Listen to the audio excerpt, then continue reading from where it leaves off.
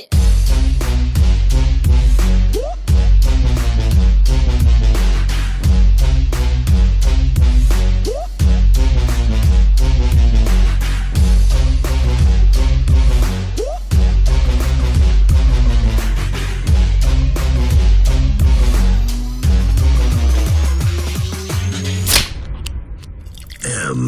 MMA Buzz.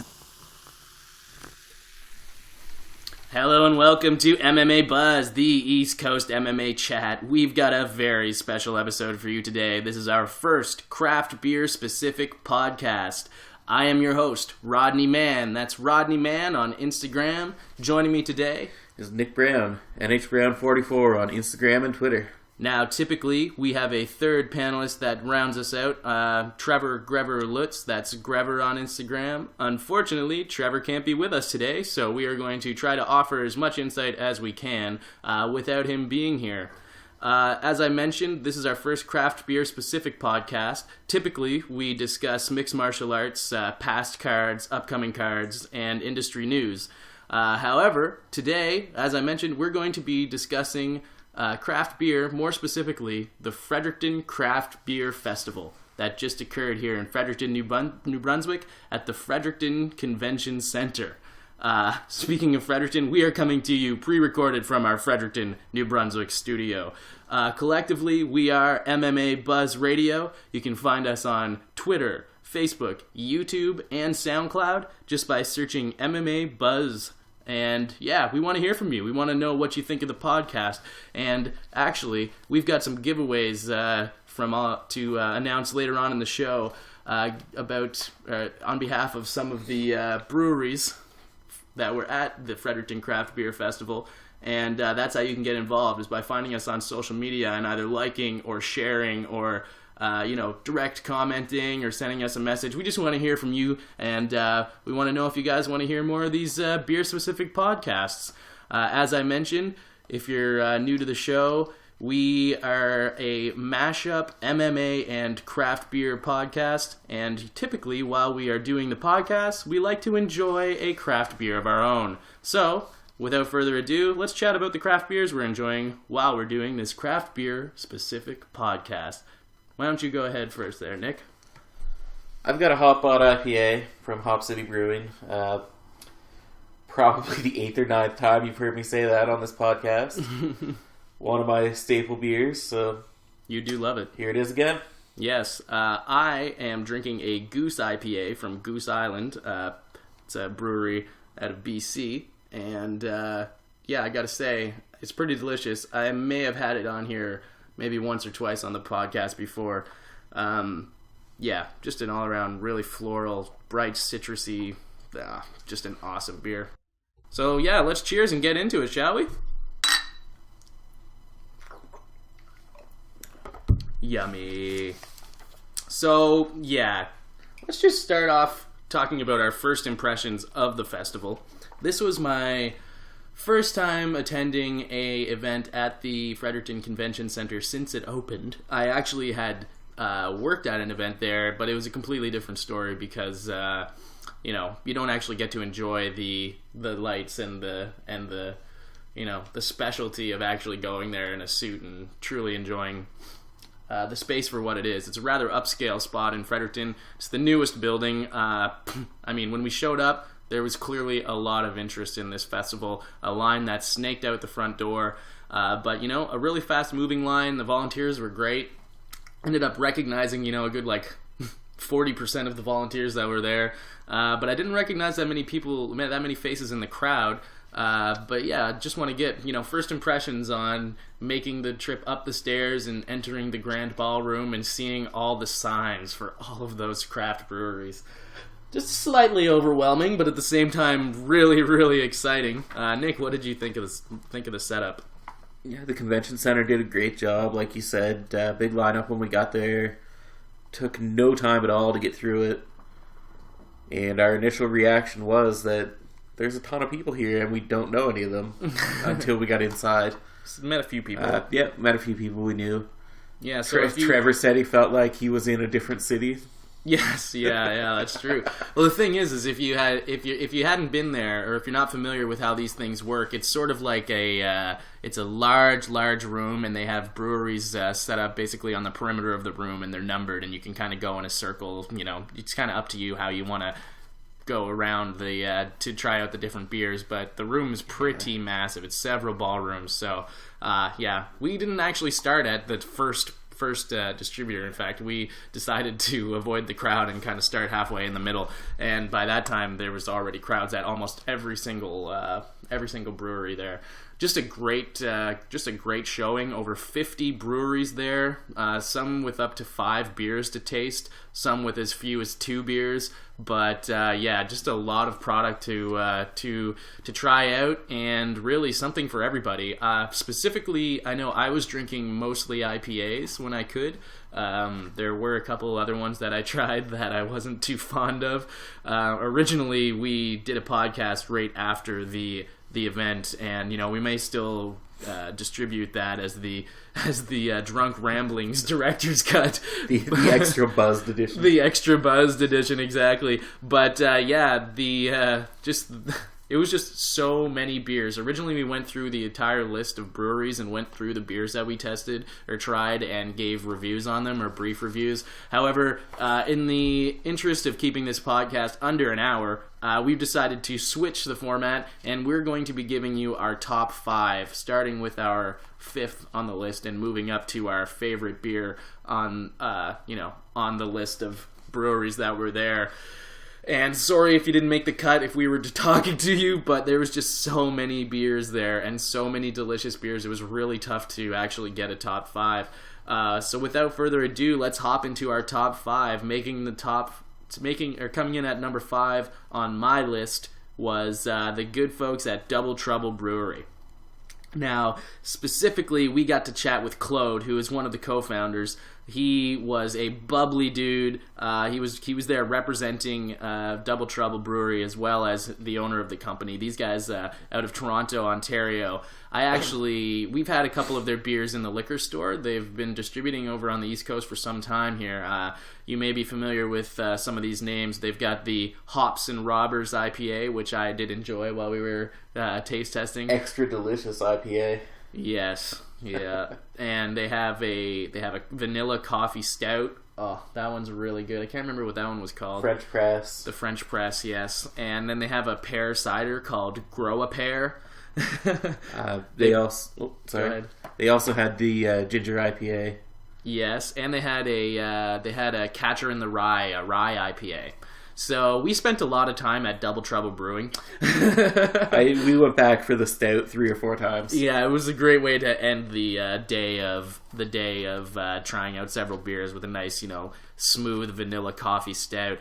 And I gotta say, just it came in on my top 5 because there were so many good beers. Now, sometimes we didn't get to taste some of the other beers that some of these guys were offering, but every beer we tried from Double Trouble Brewing, even the cider, it was all delicious, and Claude couldn't have been a nicer guy. In fact, we're hoping to get an interview with Claude so we can, give you guys some insight into the whole owner-brewer representative the hustle that these guys are doing to get the delicious beer across Canada and beyond for us to taste.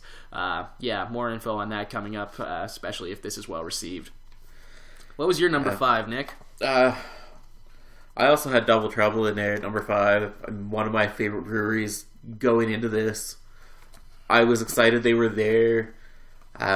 We haven't had them in the store for a while, and I was especially excited about the stout that we just talked about, which is seasonal, and we didn't get it this winter, so luckily seeing those cans was great for me. Yeah, I remember I was working I was at work one time, and we always have beer in the fridge, and this one can that was always in the back in the bottom shelf, and I never really paid much mind to it until a few months after we had drank the rest of the beers, and no one really wanted to try that beer. Apparently it was just turned around. All it was like one side of the can. You couldn't really make out what it was, and when I looked, it was the vanilla coffee stout, and I was like, mine.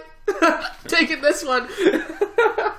Yeah, I told that story to Claude. He was appreciative of it. I would have loved to have seen these guys have some beer on tap, but yeah, they did only have stuff in cans. Poured from a can is just fine with me. It'd be a long drive. I haven't. Yeah, I haven't had some for a while, so Yeah, the cool thing about those guys was like I was in Toronto 2 years ago getting my user experience certificate, and I was spending time around Bellwoods and the Bellwoods Brewery close to Dundas and Queen Street West.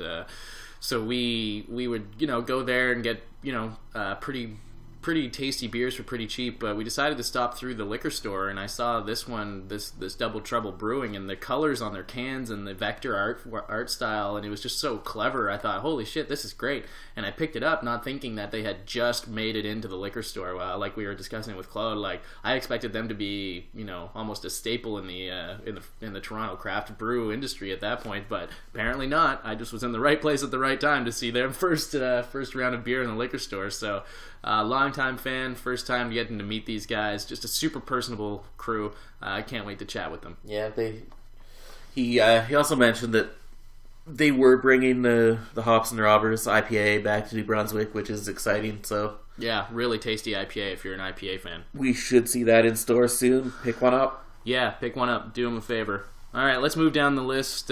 What's your number 4? My number 4 was Collective Arts. They had Ransack the Universe Hemisphere IPA there. Delicious beer. They also had one more. They had the stout.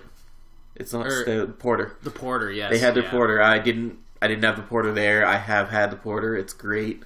So awesome. But Collective Arts. They're coming out of somewhere in Ontario. I can't quite remember the place. And they Hamilton, I think. Hamilton, yes, and they've got a ton of unique artwork on their cans. Just a really cool idea, supporting the arts, Collective Arts in the name. Really, paying it forward within the arts industry. The Picaroons here in Fredericton. We got to chat with Rob Daggle. He's the person who is responsible for bringing Collective Arts to Fredericton. Apparently this is one of the first markets they're looking to expand in, and really looking forward to seeing how much they expand, because geez, such a delicious beer. Hopefully we can get an interview with Rob to find out some more information on the whole process of bringing beer to different areas. Yeah. Apparently Fredericton's the first market they're expanding to. So. Yeah, that's what I had mentioned. Yeah. That I had Collective Arts in my honorable mentions list. So just because of the fact that we had it before, and I was kind of giving my top 5 based on the new beers that we had tried. But having said that, I've already had this beer before, and it's my number 4, Boxing Rock Vickers Cross Double IPA. These guys. This is one of my favorite beers. Now, our office has, my work has an office in Halifax. So every time the Halifax group of guys comes up, I always get them to bring me a flat of the Vickers Cross, and it never makes it very, very long. But I just gotta read you this mission statement about how Boxing Rock got his name, because it kind of lends itself nicely to the mixed martial arts portion of the podcast. Here's the mission statement. According to local folklore, Boxing Rock is where bickering seamen were left by their captain to sort out their differences. The choice: box until only one could return to the ship, or shake hands and share a beer. Either way, there are only a few short hours until high tide. We say drink up. So, yeah, Boxing Rock, loving the fact that they've got a mixed martial arts, boxing in this sense, still part of one of the martial arts, I suppose. But yeah, beyond the Vickers Cross Double IPA, which I can't say enough about. In fact, actually, you had some interesting stats on it. What was that the lady had told us at the... Vickers Cross came in at 43 IBUs, which is really low for a double IPA, for an IPA in general. Mm-hmm. And she said their double IPA was actually the least bitter of all the beers they had there. Yeah. Yeah, shout out to that woman. She's a friend of Trevor's, so, if you're listening... Thanks for hooking us up with all the Vickers Cross Double IPA. The Vickers Cross didn't make my list, but it was great. I generally prefer something more bitter. Yeah. But, yeah, it was good. You recommended it, and, yeah, you were right. It's good. So, Boxing Rock coming out of Halifax. Another interesting note about their display was that they had a beer named Unobtainium. So, yes. Pretty cheeky in that. I almost got the Unobtainium instead of the Vickers Cross. I just couldn't not drink the Vickers Cross, so I didn't get to try it. But the name Unobtainium's pretty funny. So, I guess moving up the list, rather, I'll give you my number 3. My number 3 goes to Upstreet Brewing, coming out of Charlottetown, PEI. Now, these guys had an amazing setup. It was so cool. They had a gong set up and a giant Jenga set, and people would like try to move the Jenga pieces, and whenever somebody knocked over the Jenga set, they would just bang the gong. So yeah, there was a few times we heard the gong go. So whoever was drunk enough to try to play Jenga on a giant Jenga set in a packed room, good on you, guy. But yeah, the beer that we got to try from Upstreet Brewing was White Noise IPA. It was a white IPA, coming in at 70 IBU. Now, this beer was almost like an orangey IPA, and I found it to be quite delicious, and I'm really looking forward to going to the brew pub that they have set up there in Charlottetown, PEI. And we actually got to chat with Mikey, who was apparently the first hire at the brewery outside of the owners, and this guy just lives Upstreet Brewing, and really looking forward to bringing an interview to you guys with Mikey about their plans for distribution, and maybe they can tell us about how they got the ideas or who the artist was for their cool labels. They had some really cool names and really cool labels for their beers. Like the Commons was a horse, and they had another one that was like the Smooth Operator or something like that, and it was like a strawberry one. I don't know. There were some really cool beers that were there, but their display with the gong and the Jenga set really, really impressed me. What about you, Nick? Yeah, their white IPA was alright. I'm not generally a fan of white beers.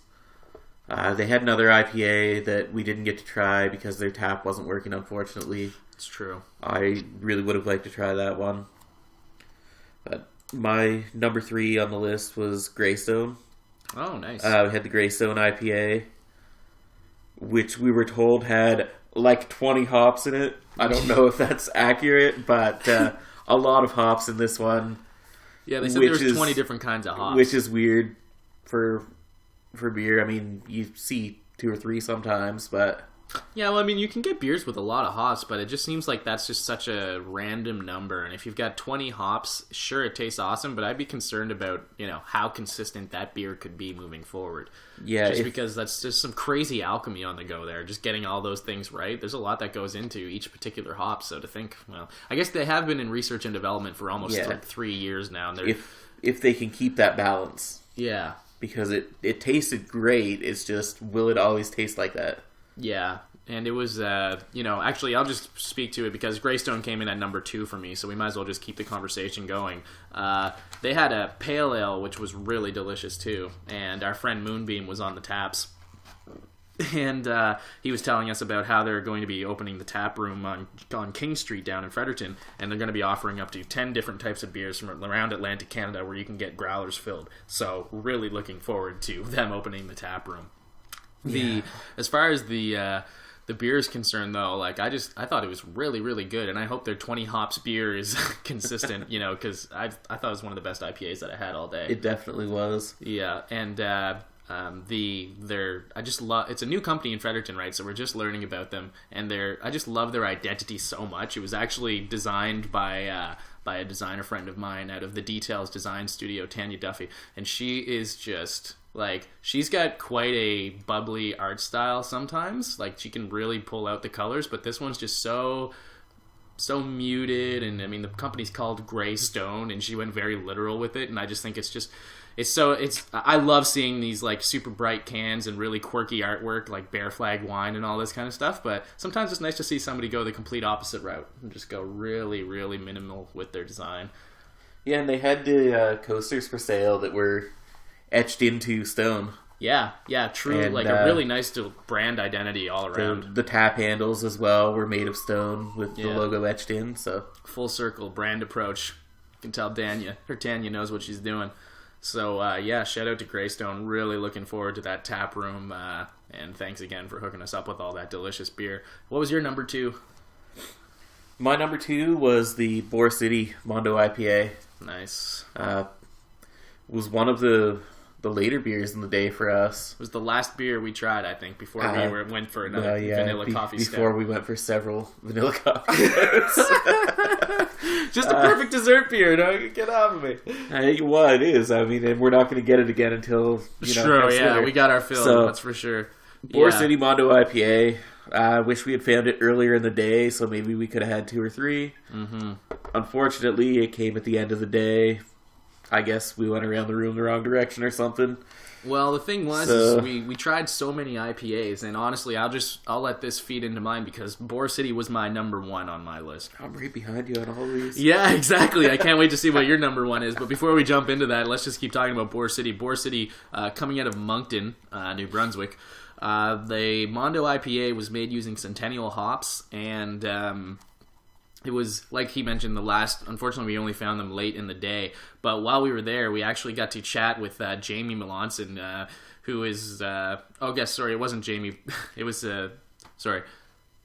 And yes, we had it near the end of the day, but we actually, while we were there, we got to chat with the head brewer, and I'm forgetting his name now, but the guy was really, really cool, and as it turns out, he is actually their full-time brewer while working another full-time job. Now, you want to talk about the craft brewery struggle. These guys fully live and embrace that struggle because they were actually telling us that they were unable to fulfill their restaurant orders just so that they could bring enough kegs to the craft beer festival. And I find, sure, maybe they might have pissed off a few restaurants, but at the same time, it's so cool to see somebody taking the initiative to just sort of spread the word on their product more so than to fill a request, which I'm sure they'll get later. But it was just really nice to know that they were putting themselves on the line there and taking a chance just to share their delicious beer. Now, we've got Jamie Melanson, the co-founder's card here, and we're going to be trying to arrange an interview with the brewer that I spoke with. Sorry, I can't remember your name, man, but he was into MMA, so it's a great crossover opportunity to discuss brewing and MMA. Yeah, just wanted to say, if you have the opportunity, try the Mondo IPA if you go to a restaurant that has it on tap. It's unavailable in liquor stores right now, so you really do have to get it at a restaurant and, be lucky enough to score it. I believe they were on tap at James Joyce in Fredericton, as well as several restaurants in St. John and Moncton area. So, yeah, keep your eye out. Mondo IPA from Boar City, my number 1 pick from the Fredericton Craft Beer Festival. So, what's your number 1 pick from the Fredericton Craft Beer Festival, Nick? My number 1 pick came from a brewery that nobody else really seemed to enjoy too much, but Good Robot from Halifax, their Gose Face Killa, which, despite having an awesome name, was actually a great beer as well. What kind of beer was it again? It's a Gose. It's like a sour, salty beer, which doesn't sound that good, but it tasted great. I would love to be able to get it around here. They also had a stout called Tom Waits for No One. Yes. And Sam Squanch Smoked Ale. Yeah. Which was what Rodney and Trevor tried. And yeah, it wasn't the greatest beer. I had a sip of it. It was labeled on the list, their menu list, and it said paired well with cigarettes, the Sam Squanch Smoked Ale. And it tasted like cigarettes to me. I'm not a smoker, so it was a pretty harsh beer. I had to dump it out shortly after. But I had high expectations going into it for the Good Robot Brewing, and I have heard good things about their pale ale and stuff, so I thought, well, hopefully they've got something worthwhile, but unfortunately they brought a whole bunch of random beers. I guess they really stood out, but at the same time they turned me off. I'll try it again, though, if I'm in Halifax. That's where they're from, by the way, Halifax, Nova Scotia. We were hoping to see an IPA out of these guys. I mean, we had IPA from almost anybody, as long as they had one. Yeah. Good Robot didn't bring one, but in a way, I'm kind of glad they didn't, because I wouldn't have tried the Gose, and it was great. True. Yeah, no, that's a good point. I also, like I say, I'll give it a try, but definitely it didn't even make it on my top 5. In fact, it was on my, bottom 5. And randomly, our friend Devin was working for Good Robot. We didn't know he worked there, and he showed up with them working the booth, so... Yeah, shout out to Devin Mearns, man. Thanks for being so cool. If you haven't checked out Devin Mearns' work with another craft brewery, you really should. All you have to do is YouTube, I'm filling the cornhole. And this is a corn beer. And yeah, it's amazing. It was a really funny, really satirically made video about, startup culture and beer combined. So if you haven't already, check out Devin Mearns' I'm filling the cornhole. So a few honorable mentions off the top of my head. We already mentioned Collective Arts, but I got to give a shout out to the Fredericton staple Picaroons. They had a small batch dry hopped IPA. Their Yippee IPA is one of the more consistent beers from them, next to their blonde. And of course, their delicious winter warmer. They have a lot of good beers, but the small batch dry hopped IPA was like just head and shoulders above their regular IPA. I kind of wish that we could always have that. Yeah, they only do the dry hop every once in a while, and the Yippie's always good, but it's just so much better when it's dry hopped. Yeah, so shout out to Picaroons, honorable mention. Thanks for, without them we wouldn't have this craft beer festival or even the craft beer scene that we have here in Fredericton today. So, props to these guys. Really looking forward to the brewery opening up down here on the north side on Union Street. Looking forward to trying the first batch of beer brewed on Union Street, the Union Street Pale Ale, just released. Gonna be filling a growler of that and taking a rip on that. So if you're unfamiliar with the podcast, if this is your first time listening, we have a few segments on the show where we typically talk about who was the worst fight and who came out of nowhere and impressed us, the dark horse of different fight cards that go on. And we figured it would be fun to attribute these segments to the Fredericton Craft Beer Festival. So without further ado, let's move to our first segment.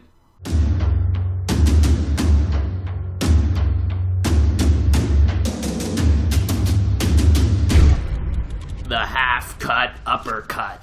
All right, the half-cut uppercut. Who impressed you the most? Who came out of nowhere? Who was the dark horse of the Fredericton Craft Beer Festival, Nick? Who was it that impressed you the most, that you had no expectations going into it? I don't know who I had no expectations from. I guess I'm just going to have to go back to Good Robot. Good Robot.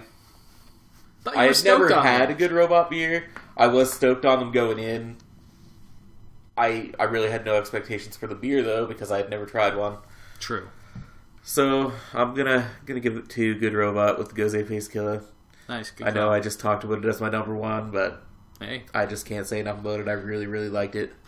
Well, you know what? I'm no better because my number one is also my half-cut uppercut, the Boar City Mondo IPA. But, I have that split with the guys from Greystone because I just thought that 20 hops IPA was just so damn good. And, if this is the only time I can praise it, if it does lose its consistency, at least it made it to my half-cut uppercut on this podcast. But yeah, I have a feeling you'll be hearing more about Greystone on this podcast because I have a feeling we'll be filling them up to bring you the podcast later. We're going to spend a lot of time there. Yeah, and we'll be bringing you interviews with the owners eventually. If this podcast is well received. So without further ado, let's move on to our second segment.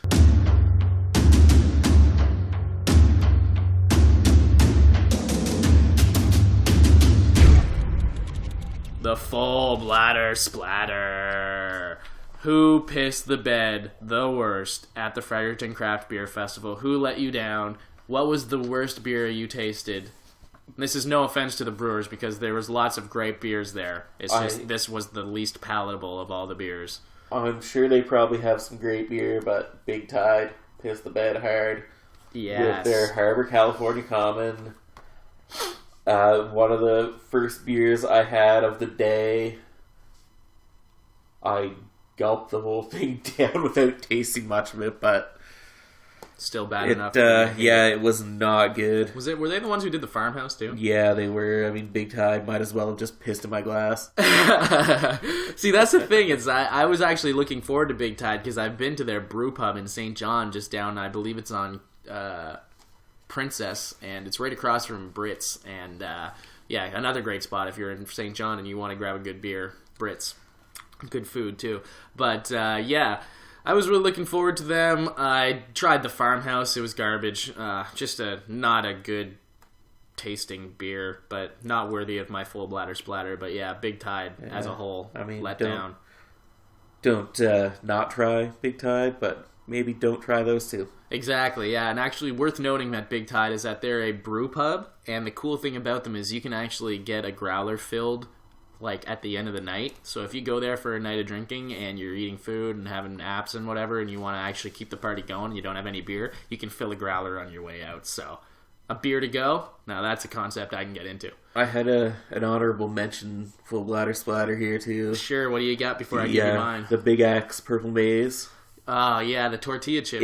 It wasn't gross, like, it wasn't an offensive taste in any way, but it, like Rodney just said, tasted like tortilla chips. And that's not what I want when I crack open a beer. Kind of thinking it might be good with tacos. Maybe. Kind of like drinking your meal. I was going to say it tasted like it should go with a beer, not be a beer. Yeah, good point. One really cool thing about that, though, was like it's purple haze. It was purple maize is what they called it, but it had a very purplish haze to it. Yeah, it was a awesome. Different color for sure. You could see it from across the room. Yeah, you definitely could. I thought it was a pretty cool concept, just poor execution. Just not a beer for us, really. Maybe next year. My full bladder splatter goes to Bad Robot. Robot. Oh, yeah, sorry, Good Robot. I got J.J. Abrams on my mind. 10 Cloverfield Lane, awesome movie. But no, Good Robot out of Halifax, Nova Scotia. My apologies, guys, but that Sam Squanch smoked ale was the most offensive to my palate. Definitely not for me. As you know, I was drinking primarily IPAs, so maybe it's not all to do with the beer, but... And maybe if you're a smoker, this is the best beer you'd ever tasted, but it really did taste like cigarettes, and it did say it paired well with cigarettes, so I should have known what I was getting into. But yeah, pairs with cigarettes, tastes like cigarettes. Not gonna make it into the top 5 for me, unfortunately. But once again, it tastes like a watered down peaty scotch to me. But yeah, it did. But it had a smoke about it that lingered in my throat. Yeah, I only had a small sip out of yours. I didn't actually have a glass full, so yeah. Well, maybe my reaction to it would have been different if I had more. That's the difference between me and you. More than the 5 vehicles. Bank accounts. Anyways, shout out to Dr. Dre. So yeah, let's get to the giveaways here.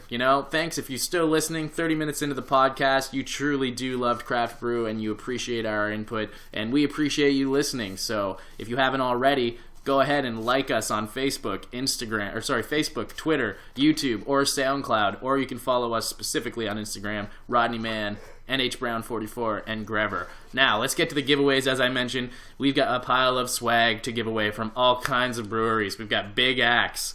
We've got the Breton Brewing Company, Spindrift, Propeller. We've got Big Tide. We've got Red Racer. And we've got Double Trouble Brewing and Boxing Rock. What else do we have here?